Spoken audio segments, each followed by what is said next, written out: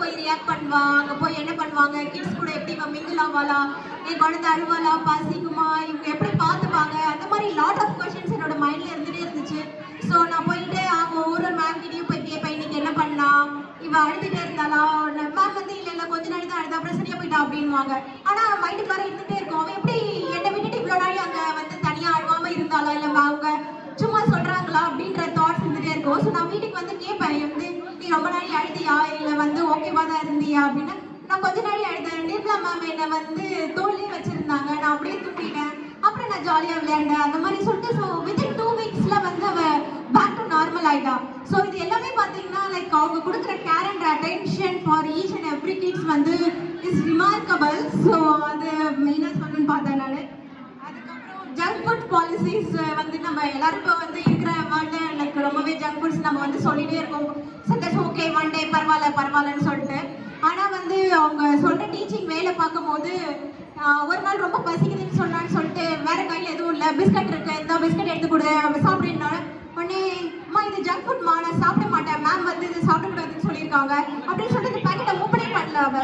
So எந்த அளவுக்கு அவங்க சொல்லியிருந்தாங்கன்னா அது அந்த அளவுக்கு மைண்ட்ல இதாகிட்டு சொல்றா அப்படின்றது எனக்கு ரொம்ப ஆச்சரியமா இருந்துச்சு. வந்துட்டு இது எப்படி இவ்வளோ ஷார்ட் டியூரேஷன்ல இது எப்படி பாசிபிள் அப்படின்றது பார்க்கும்போது இது எல்லாமே kudos to the ma'am and NTR team.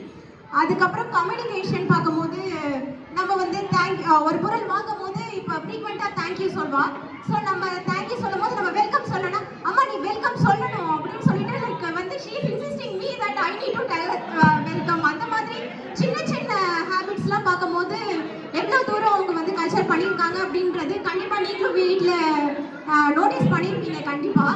அதுக்கப்புறம் கம்யூனிகேஷன், ஸோ இங்கிலீஷில் பேசுறதுக்கு அதெல்லாமே வந்து பார்க்கும்போது வந்து லைக் நம்ம ஏதாவது இங்கிலீஷில் எஸ் நோ சொல்லும் போது நம்ம அப்படியே இமிடேட் பண்ணி பேசுறது அதெல்லாமே வந்துட்டு நான் ஃபர்ஸ்ட் டைம் போகும்போது பூங்குடி மேம் சொன்னாங்க அவள் இங்கிலீஷில் பேச ட்ரை பண்ணுவாள். நான் சொன்னேன் நான் வீட்டுக்கு வந்து என் ஹஸ்பண்ட்கிட்ட சொல்லும் போது 3 வயசு குழந்தை என்னத்தை இங்கிலீஷில் பேசணும்னு தெரியல, ஆனால் அவங்க சொல்கிறாங்க ஒரு வேளை ஸ்கூலில் ப்ரமோட் பண்ணுறதுக்கு சொல்லியிருப்பாங்க அப்படின்னு நினச்சிட்டு இருந்தேன். பட் வித்தின் 6 monthsல என்னால் இந்த கண் கூட பார்க்க முடியுது. ஸோ அதுக்கப்புறம் லைக் இப்போ லாஸ்ட் ஒரே பாயிண்ட், குழந்தைங்களோட மைண்டுன்றது லைக் நான் 5 வயசு வரைக்கும் ஒயிட் பேப்பர் மாதிரி. ஸோ நீங்கள் நல்லது சொல்லிக் கொடுங்க, like lot of perfection and so thanks to the like Minibiz team for giving me this opportunity. Ma'am நீங்கள் வந்து எல்லாருக்கும் கிஃப்ட் கொடுத்தீங்க, உங்களுக்கு ஒரு கிஃப்ட் கொடுக்கலான்னு இருக்கேன் சர்ப்ரைஸா. I am requesting my husband to join with me. இது சொன்னாக்கே தெரியாது நான் வந்து என்ன பேச போறேன்றது. ஸோ வாங்க மேம், மினிபிஸ் டீம் வாங்க, கண்டிப்பா வாங்க, மேலே வாங்க மேம், வாங்க என்டையர் டீம் ப்ளீஸ் வாங்க. உங்களுக்கு பெரிய ஸ்ட்ரென்த் உங்க டீம் தான் மேம், உங்களோட டீச்சர்ஸ் வந்து ரொம்பவே பெரிய ஸ்ட்ரென்த் உங்களுக்கு.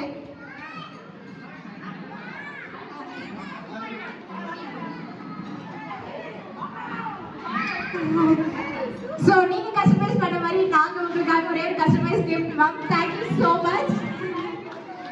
ஸோ இது வந்து எங்களுக்கு ரொம்பவே என்னோட பேபிக்கான ரிமார்க்கபிள் இதுன்னு சொல்லுவேன், ஒரு ஸ்டார்ட். கண்டிப்பாக ரொம்ப ஹாப்பி. நாங்கள் வந்து